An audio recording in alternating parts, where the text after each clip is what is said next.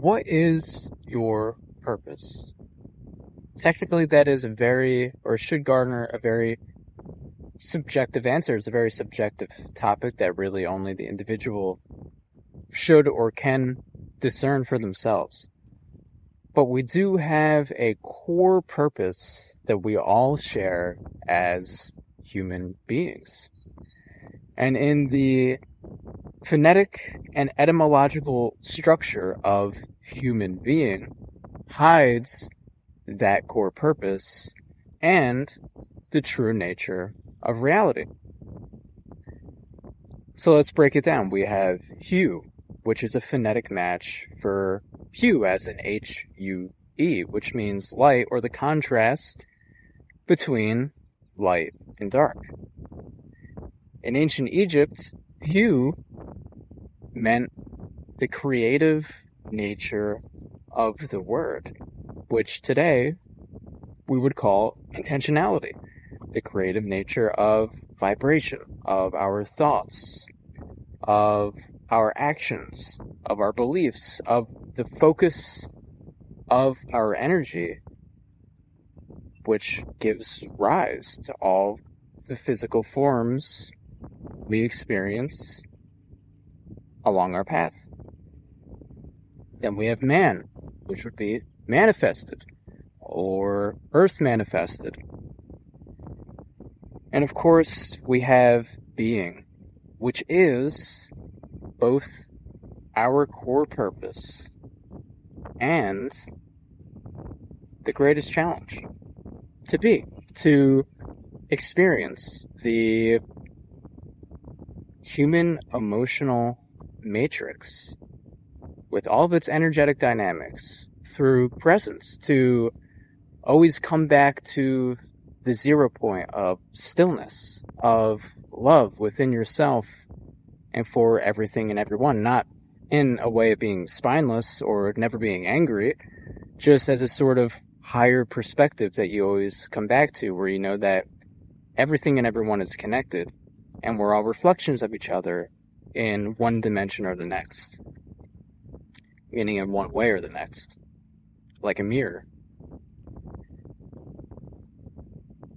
To always come back to that 0 point amidst all of the emotional chaos, to anchor a state of higher coherence through yourself, is really what that's doing. It's both the simplest of things, yet the grandest, and rarely ever appears as grand or as anything that you would really brand or share with others. I mean, I guess people do, but it's not really the purpose. The purpose is to be. It's not to use this awareness to evade or suppress through a sort of like evasive transmutation, like a false or inverted form of inner alchemy, where you're just using that awareness as a cope, basically. It's not to use this awareness to evade monotony. In fact, look at the word monotone. You have mono, one, tone, sound. It's another word for oneness, because monotony is the portal to oneness. Think of how many times, if you're a creative person, or just in general, how many times have you been doing a monotonous task, mindlessly, zoning out, doing dishes, taking a shower, and you have this great realization, or this great creative idea? Because to be is to become one.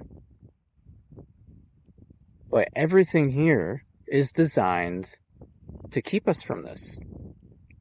Even with awakening, it brings on its own multitude of distractions. Even just this topic, the question of what your purpose is.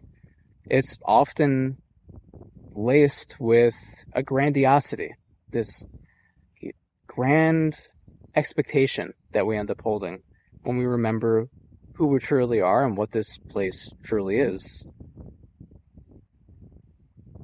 And we sort of tend to go through, in each our own way, this sort of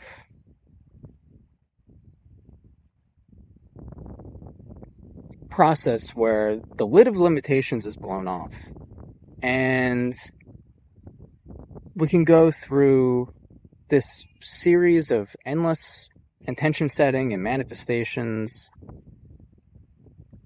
sometimes for years. But we can reach a point where all of a sudden it's like we no longer have any control.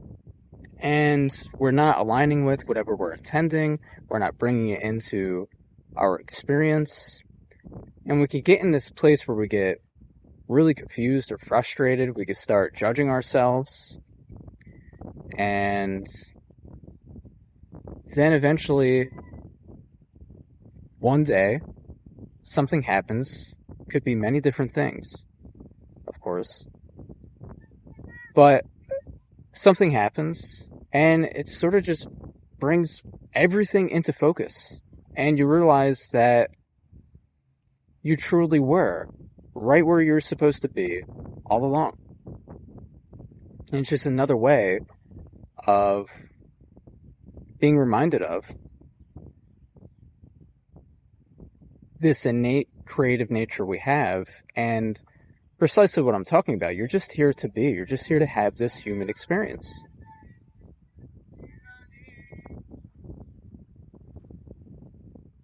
And this highlights this interesting dynamic that now content creators, many of us, but philosophers for centuries have debated whether or not we have free will here. And for me, I believe that we are creative free will. We do have free will. But what gets missed is many people end up getting caught in the pendulum swing. Essentially, they're on one polarity or the next. They're not actually getting to the heart of the matter, which you can see objectively that we have aspects of both.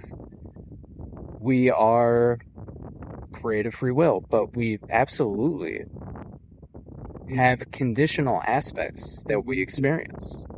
For instance, this is inherently temporary. Eventually, you're going to transition to the next stage of life through death. And at this current time, from this current vantage point, I can't see any way of overcoming that, or really any reason to.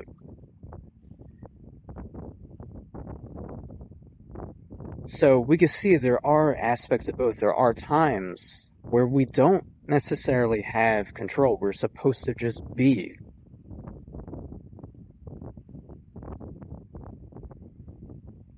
It's really the nature of experiencing a realm that falsely appears as dualistic. Because, many of us say this, we're experiencing a dualistic realm. Because we have good and evil, light and dark, sun and moon, masculine and feminine. But we also have all of the emotive or energetic dynamics in between, which we all experience in our own unique way. So in reality, we have contrast. We're infinite creation expressing itself through a holographic medium of or field of individuation, falsely appearing as physical and fixed when it's anything but. But the reason for this video is really just to serve as a reminder that, yeah, you are a light manifested being, and you have to remember that this is about grounding higher consciousness. You have to remember to come back down to earth sometimes. You have to ground yourself. Especially through awakening, we have all these grand realizations. You have to ground yourself. That doesn't always mean through meditating. It doesn't always mean getting up and meditating at 3:33 a.m. doing your affirmations and intentions. It doesn't mean eating alkaline. It doesn't really mean any one particular thing. It can be all of those things. It could also be doing something that others would judge as lowly or oppositional. It's something that many spiritual people fall into, viewing any kind of humanness or like monotony as oppositional and lowly, when it's not. It's just a way of coming back to that place of being. You have to remember that the trees that reach the greatest heights hold the deepest roots.